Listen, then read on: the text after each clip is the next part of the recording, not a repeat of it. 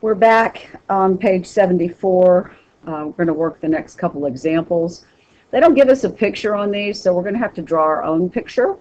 The diagonal of a square. Okay, so there's my clue, what kind of geometric figure this is going to be. This is a square, which means I've got 4 right angles and all my sides are the same length. And it says that the diagonal of this guy is 5 radical 6 long. So we can just go ahead and draw that in.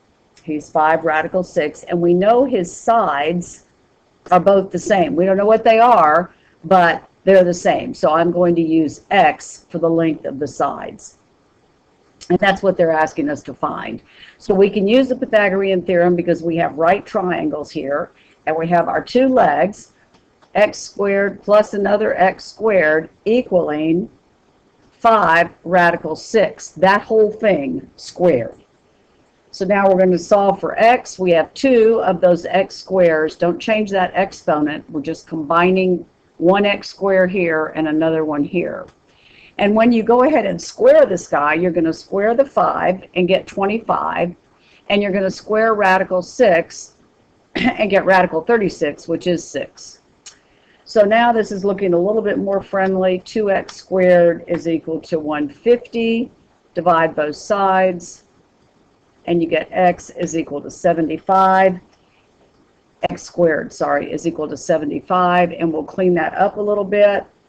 X is equal to the square root of 75, which simplifies further to the square root of 25 times the square root of 3, which is 5 radical 3. So each one of these sides is 5 radical 3 long. All right, let's do the rectangle. The rectangle measures 5 by 2 radical 5 feet. Okay, so a rectangle again is going to have some right angles, and that's going to help us use the Pythagorean theorem. 5 and 2 radical 5, and they're asking us to find the length of the diagonal. So essentially they're asking us to find the hypotenuse across from the right angle. So 2 radical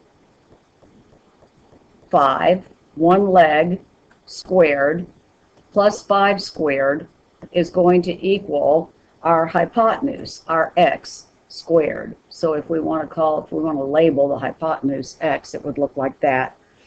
And now we're just going to go solve and see what we get. So 2 squared is 4. Radical 5 squared is 5 plus 25 equals x squared. So that's what? 45? 20 plus 25 is equal to x squared. Square root of both sides, we only want the positive root. That's the square root of 9 times the square root of 5. So that becomes 3 radical 5. And that's as simplified as we can get. And that's our diagonal. Next page. So now we're working with a triangle. And it doesn't look to be a right triangle. And it's not a right triangle, but this height splits it into 2 right triangles. So we're going to be able to use it, the Pythagorean theorem as well. So it says this triangle is an equilateral triangle with each side 10 units long. So this is 10 and this is 10, and it says the height is a line of symmetry. So it splits this third side of the triangle in half, making each one of those sides 5 to be able to add up to 10. Equilateral, remembering all the sides are the same. So it says find the height of the triangle. We're trying to find h. So we can use either of the 2 little triangles that the big one has split in, the height splits into, because they're both the same. They have the same measurements. And h is a leg. This is a leg, and 10 is the hypotenuse. So h squared plus 5 squared is equal to 10 squared. H squared plus 25 is equal to 100. H squared is equal to 75. H is equal to radical 75, which simplifies to radical 25 times radical 3. So H is 5 radical 3. That's the height of the original big triangle. I'm going to skip number 6, and I'll leave that for you guys to work. And I want to come down and do this guy at the bottom. This is kind of a typical kind of a little bit more difficult two-step kind of problem involving the Pythagorean theorem. So you've got this box, like a rectangular prism. That's a box, means a box. And so this is a 3D figure. So we're looking at not just a length and a width, but we're actually looking at a third dimension here too. And you are going to, they give you some information. So they say the base is 6, and they tell us the base is 6 by 4. So this is 6, the base of this prism, and then this is 4. So that's the base of our prism, and it's 2 feet tall. So we know the h, the height, is 2. You can write it on any side you want, really. So it says they're trying to fit a metal rod along the diagonal of the box. So from the upper corner to the front bottom, they're going to fit a long metal rod, and they want to know what's the length of that rod. What's the maximum length that they can fit?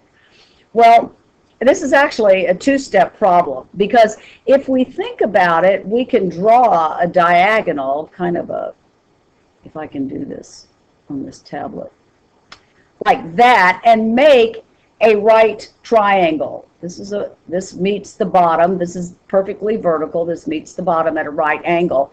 And we know the height is 2. That's great.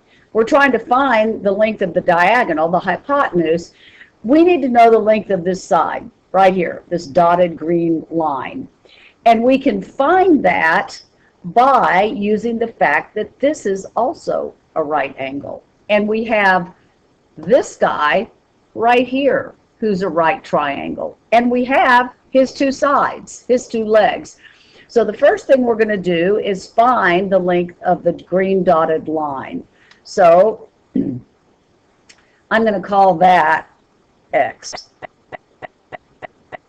So we're going to say 4 squared plus 6 squared is equal to x squared. And that's 16 plus 36 is equal to x squared, which is 52, is equal to x squared, or x is going to equal radical 52. And I'm not going to worry too much about simplifying this right now. I'd simplify it if it was a perfect square, but it's not. And I'm just going to plug him in my next problem. So I'll deal with simplifying my radical at the bitter end. So this was our first step. Now that we know that this guy is radical 52 long, we can use 2 and radical 52 in the Pythagorean theorem to ultimately get the length of this diagonal. So that's our second step here. So 2 squared plus radical 52 that we just calculated squared is equal to, I'm going to call him, yeah, he's d, he's not x, he's the diagonal squared. So that's 4, and that's 52 equals d squared, or 56 equals d squared. Square root of both sides, we just want the positive root, so d is equal to radical 56. So I asked myself, are there any perfect squares in there? Well, 2 times 28, no, that doesn't help. 4 times 14, yeah, maybe that one, huh? 4 times 14. So, right, yeah. So this is radical 4 times radical 14, which is 2 radical 14. So that's that one. Let's see. I think I'll go ahead and end this one here and meet you back for the last one. Bye.